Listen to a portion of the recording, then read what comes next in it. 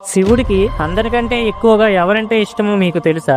ఇదే సందేహం నందికి వచ్చి, మహాదేవా, ఈ సృష్టిలో మీకు ఎవరంటే ఎక్కువ ఇష్టం అని అడుగుతాడు. శివుడు చిరునవ్వు నవ్వి, నంది, నువ్వు ఎన్నో సంవత్సరాలుగా నాతో ఉన్నవుగా, నాకు ఎవరంటే ఎక్కువ ఇష్టమో నీకు తెలీదా?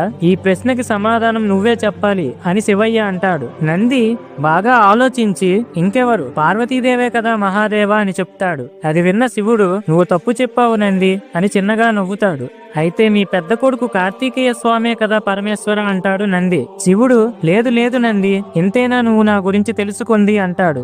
అయితే మీ చిన్న కొడుకు గణేశుడే అయ్యుంటాడు మహాదేవ అని నంది అనగా, శివుడు, నంది, నువ్వు తప్పుగా చెప్తున్నావు, వీరిలో ఎవరూ కాదు అని అంటాడు. అది విన్న నంది, కొంపదీసి నేనా స్వామి, లేదా మీ మెడలో ఉన్న వాసుకీనా అని అడుగుతాడు.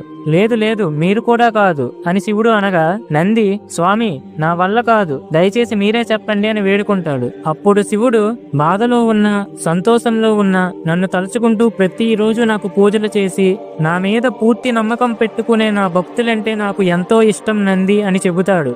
ఫ్రెండ్స్, ఓం నమః శివాయ అని కామెంట్ చేయండి. Download ShareChat.